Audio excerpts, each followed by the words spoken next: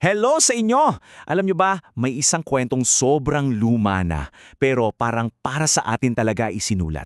Tungkol to sa mga desisyon at kung ano ba talaga ang importante. Tara, pag-usapan natin. Okay, tanong. Ipagpapalit mo ba ang pinaka-favorite mong gamit para lang sa isang snack? Halimbawa, gutom na gutom ka, tapos may nagalok sa'yo ng paborito mong pagkain, pero ang kapalit, yung pinaka-iingatan mong gadget. Gagawin mo ba? Kasi yung tanong na yan mismo ang nasa puso ng kwento natin ngayon. Okay, so sino ba ang mga bida natin? Sila ay sina Jacob at Esau. Kambal sila pero grabe, parang langis at tubig. Magkaibang-magkaiba sila mula pa lang nung pinanganak. Tingnan niyo to ha. Si Jacob, yung bunso, siya yung tipo na tahimik, mahilig mag-isip, laging plinaplano ang future, siya yung paborito ni Mommy.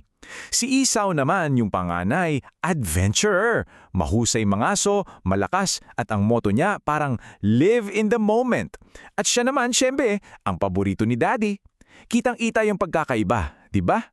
So dahil si Esau ang panganay, may isang napaka-espesyal na bagay na para sa kanya dapat.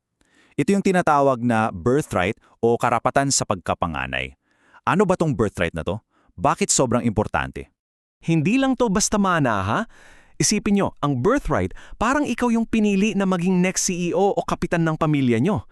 Lahat ng bigat ng responsibilidad nasa iyo. Pero syempre, yung karangalan nasa iyo rin. Big deal to, sobra. At ano bang kasama dito? Well, una, dobleng bahagi ng yaman. Pangalawa, ikaw yung magiging spiritual leader ng pamilya, parang pari nila. At ito yung pinaka-wow sa lahat. May pangako na mula sa lahi mo, magmumula ang isang dakilang tagapagligtas. Grabe yung honor, di ba? Hindi lang to tungkol sa pera.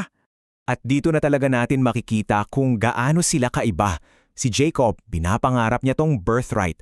Alam niya yung halaga. Pero si Esau, para sa kanya, parang ang daming bawal. Pabigat lang daw. Ayaw niya ng rules. Gusto niya lang mag-enjoy. At ito na nga, dumating tayo sa eksenang nagpabago ng lahat. Isang simpleng hapon lang sana, pero dito nangyari ang desisyon na babago sa kasaysayan ng pamilya nila. So ganito ang setup. Umuwi si Esau galing sa pangangaso. Imagine, pagod na pagod, gutom na gutom, tapos naabutan niya si Jacob na nagluluto ng parang masarap na red lentil stew. Ang bango siguro nun. Siyempre, humingi si Esau. At dito, nakita ni Jacob ang chance niya. Sabi niya, sige, bibigyan kita, pero ibenta mo sa akin yung birthright mo. At anong sagot ni Esau? Ito, eksakto. Naman mamamatay nga ako sa gutom, anong silbi sa akin yan? Sa sobrang gutom niya, yung isip niya nasa tiyanlan niya. Wala na siyang pakialam sa future. At boom, ganun lang kabalis. Para sa isang mangkok ng mainit na sabaw, isinuko niya lahat. Pinagpalit niya yung glorious heritage niya para sa panandaliang ginhawa. Wow! Okay, so nung una, syempre busog si Esau. Masarap ang buhay. Pero habang lumilipas ang mga taon, doon niya lang unti-unting naintindihan kung gaano kalaki yung sinayang niya. Years later, naging mas komplikado pa. Nung time na para ibigay ng tatay nila yung official blessing para sa panganay, syempre dapat kay Esau yun. Pero dahil naibenta na niya, gumawa ng paraan si Jacob. Nagpanggap siya bilang si Esau at nakuha niya yung basbas. Oo, nakuha niya yung gusto niya. Pero yung gilawa niyang panloloko, nagdulot din yon ng matinding lungkot at napalayo siya sa pamilya niya ng maraming taon. At nung nalaman ni Esau na wala na talaga, na napunta na kay Jacob ang lahat, ayun, doon siya sumigaw ng napakapait na iyak. Yung iyak na yon, yun yung tunog ng isang taong huling-huli na ang pagsisisi. Isipin niyo ulit, isang mangkok lang ng sopas, yun lang ang nakuha niya. Kapag binalikan mo parang hindi kani-kaniwala na naipagpalit niya ang isang pangako na panghabang buhay para sa isang bagay na naubos niya lang in 5 minutes.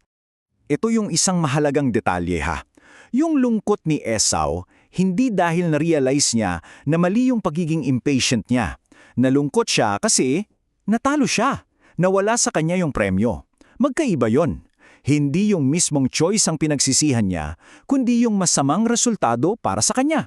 So anong mapupulot natin dito? Anong aral sa atin ng napakalumang kwentong to? Dito na tayo sa pinaka-takeaway natin sa karanasan ni Esau. Simple lang, sa kanya era. Pinili ni Esau yung gusto niya ngayon, kapalit ng pinakamabuti para sa hinaharap. Inuna niya yung short-term pleasure kaysa sa long-term blessing. Yan yung tinatawag nating instant gratification. At delikado yan. Aminin natin, nangyayari to sa atin, di ba? Yung may gusto kang isang bagay at gusto mo yun ngayon na. Parang baliwala na kung anong mangyari bukas. Ang kwento ni Esau, parang isang malaking warning sign yan laban sa ganyang pag-iisip. Kaya ang aral talaga dito ay tungkol sa dalawang bagay, pagpapahalaga at pasensya. Kailangan nating alamin kung ano ba talaga yung importante, yung mga bagay na pangmatagalan. At kapag nalaman na natin, kailangan natin ng pasensya para hintayin yon at huwag ipagpalit sa kahit anong panandaliang bagay lang. Kaya iiwan ko sa inyo ang tanong na to. Sa buhay natin, napakaraming mangkok ng sopas, mga bagay na tempting, mabilis at masarap sa ngayon. Ang tanong, alin sa mga yan ang hindi mo dapat ipagpalit para sa kinabukasan mo? Isang bagay na magandang pag-isipan.